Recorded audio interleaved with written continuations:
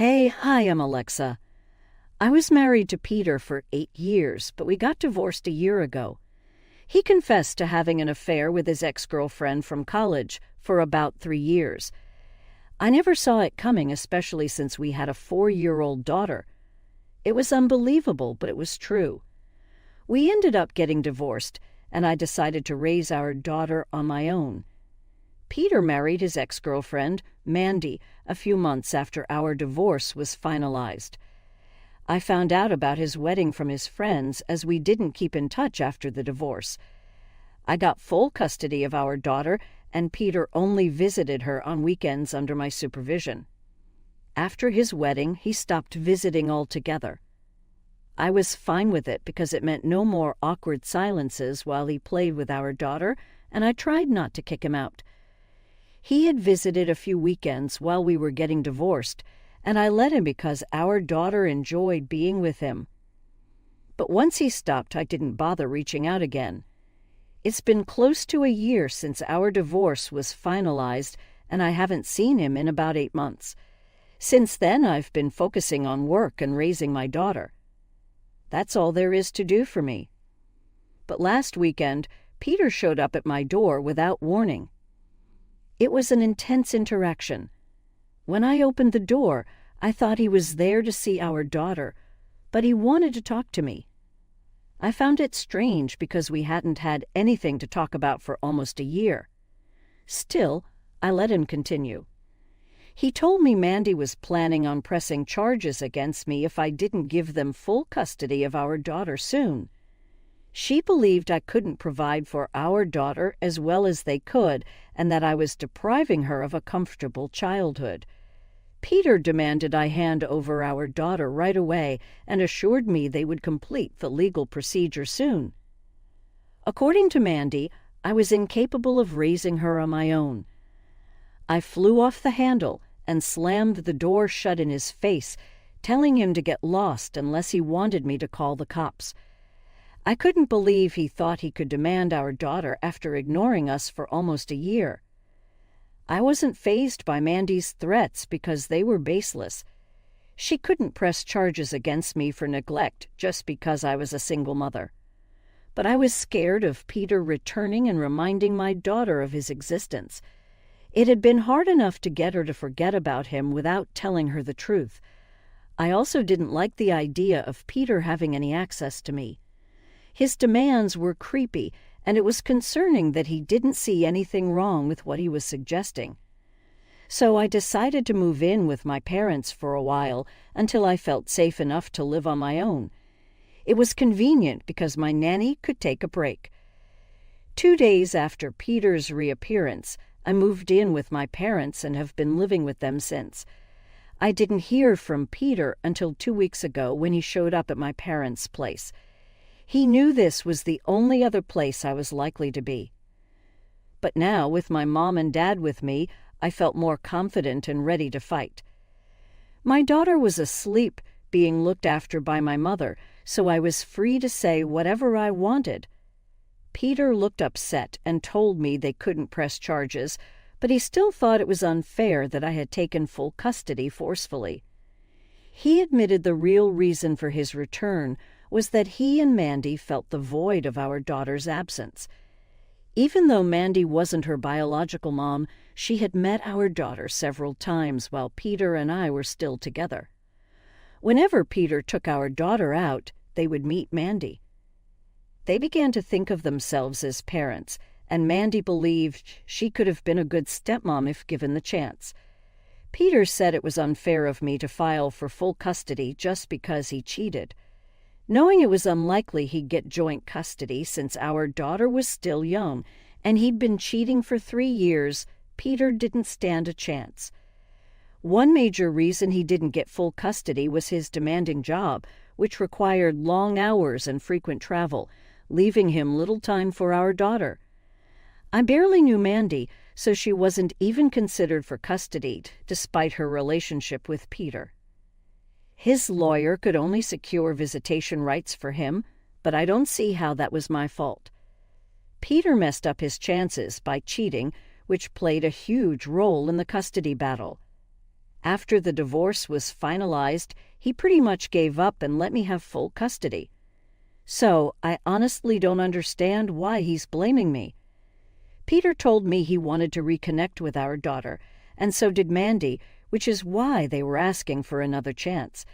He tried to persuade me, saying it would be beneficial for our daughter in the long run and that I'd regret not letting them bond now. He even said our daughter would demand answers in the future about why she wasn't allowed to be part of her father's life. To avoid future blame, Peter wanted me to let them build a relationship with our daughter. Despite his infidelity, he insisted he'd always been a good father and Mandy was desperate to see her one more time. I didn't know what to say at the time, but I knew I didn't feel comfortable letting them be around my daughter. I had zero trust or faith in them on a personal level.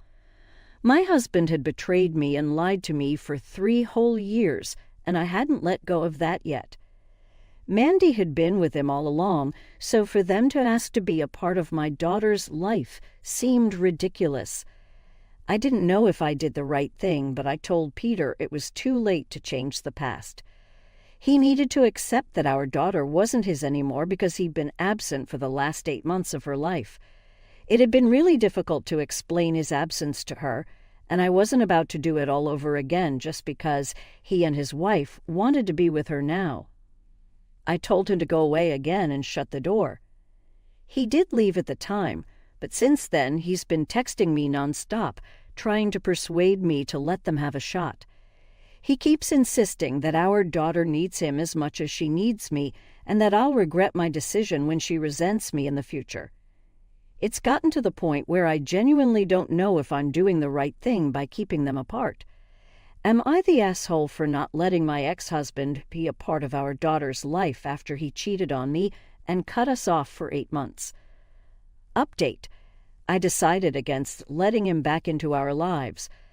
I was crazy to even consider it, probably because I was emotional after seeing him after a long time. But it's not going to happen. I spoke to my parents about how I was feeling, and they were firmly against even speaking to him again because he's a horrible person. My ex completely ruined any chance I had at happiness in future relationships. He lied and cheated for 3 years despite us being in a relatively happy marriage. It probably wasn't happy enough for him, I suppose. It's been 2 days since I posted, and most comments advised me to never let him into my life again and to get a restraining order. I think that's what I'll do if he shows up again because he doesn't give up easily. I've contacted my lawyer and am trying to terminate any parental rights he has. He obviously doesn't deserve to be a dad. A father who can abandon his child for months without explanation and then come back when it suits him can't be trusted. I know this better than anyone. I don't even know what he was up to during those 8 months he didn't visit us. It's strange he thinks I'll welcome him back now that he's ready to bond with his daughter. Tough luck, buddy, but that's not how my world works. I've blocked him everywhere. The last couple of texts he sent tried to make me feel sympathy towards him, which rubbed me the wrong way. He phrased them like I'm the villain and he's the long-suffering victim separated from his daughter because of my cruelty, as if he never cheated and then disappeared on me. I can't believe I let myself get carried away by his sudden reappearance. I'm not coping with this as well as I thought. I really can't afford to fall weak again. I'm taking the advice that most people here have given me and looking into therapists. I think that'll be a good way to move forward and put this episode behind me. It'll take up my time, but at least something productive will come out of it, and maybe I'll stop overanalyzing and overthinking. Update: it's been 3 days since my last update. Today, Peter sent me an email about why he came back after so long. It's messed up even by his standards. I don't know what kind of weird stuff he and Mandy are up to, but I'm glad I already spoke to my lawyer. We're ahead of him because some things he said were concerning. In the email, he told me that after the divorce was finalized, Mandy told him she didn't want him to be in touch with me anymore. So he gave up custody of his daughter and decided to focus on his married life. They broke up years back in college because she was too family-oriented and he wanted someone with ambitions other than getting married and having kids. But they both changed over time. They reconciled a couple of years ago at a reunion, realized they'd messed up by breaking things off, and started an affair. She dumped her boyfriend, and Peter claimed he wanted to tell me. But by the time he mustered up the courage, I was already pregnant. The longer he postponed telling me, the more difficult it became. With time, Mandy started feeling attached to our daughter, so it got complicated for him. He let it continue that way for 3 years until he realized what he was doing was messed up. He needed to clean up his act or else live a lie for the rest of his life. So he told me, and the divorce happened. He gave up custody of his daughter because he wanted to devote all his time to being a good husband to Mandy. Unfortunately, over time they realized Mandy still wanted a family, but she was too old to conceive without facing health complications during pregnancy. They decided that instead of trying for a baby of their own, they'd ask me to co-parent Peter's child. That's why he visited me that day. But when I refused to be intimidated into handing over my daughter, he tried a less threatening, more manipulative approach, which didn't work either. So his last option was to tell me the truth and hope I'd understand. He said Mandy already felt like a mother to our daughter during the times it was just the 3 of them at home. She wanted a chance to live that life again. They pleaded with me to let them have the family they'd always wanted, just for Mandy's sake. I have to hand it to them. It takes a lot of nerve to ask this after what they did. They lied and cheated for 3 years, including when I was pregnant. Yet they expected me to be kind and let them build a relationship with a child they discarded less than a year ago. They could have adopted or chosen surrogacy, but instead they tried to intimidate me into giving up my daughter. This is my daughter we're talking about, not something to pass around at their convenience. I knew they were crazy, but this is too much, even for them. I'm glad I spoke to my lawyer and forwarded that email. It's insane to think I'd agree to this under any circumstances. I can barely wrap my head around it. I'm relieved my daughter isn't old enough to understand this. If it were happening to someone else, I'd wonder what was going through their heads while planning this. It's absurd, but my priority now is keeping us safe. I don't trust them at all. After that email, they've proven they don't deserve trust. Update. My lawyer contacted Peter and told him the petition to terminate his parental rights was filed. He needs to sign it soon to avoid another custody battle, which benefits no one. Naturally, he didn't take it well. A couple of hours ago, Peter and Mandy showed up at my parents' place as I was leaving for work. I told them to stay off our property or I'd call the police. They moved back onto the street but were stubborn. Mandy said I was destroying my daughter's future by being egoistic, claiming I couldn't raise her alone. Her words infuriated me. I screamed at her because she had no right to lecture me on what my daughter needs or what family is. She ruined our happy family, and Peter went along with it. Now they're back, wanting to play happy family with my daughter. Even someone in an asylum would find that ridiculous. I can raise my daughter alone. I have a job and make enough money to give her a good life. As for family, I'm enough for her now. Maybe I'll marry again in the future, and she'll have a father. But for now, I'm all she needs. Once again, they cut off this same daughter for almost a year when they didn't want her. I feel like suddenly I'm not good enough of a mother for her. Both of these people are so stupid and delusional that it's painful to even think about.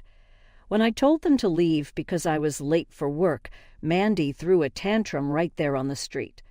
She sat down and insisted she wouldn't move until I let her see my daughter. It was ridiculous. I asked Peter to move her, but he sat down beside her. If I hadn't been so upset, I might have laughed. Finally, my dad called the cops and they were removed forcefully.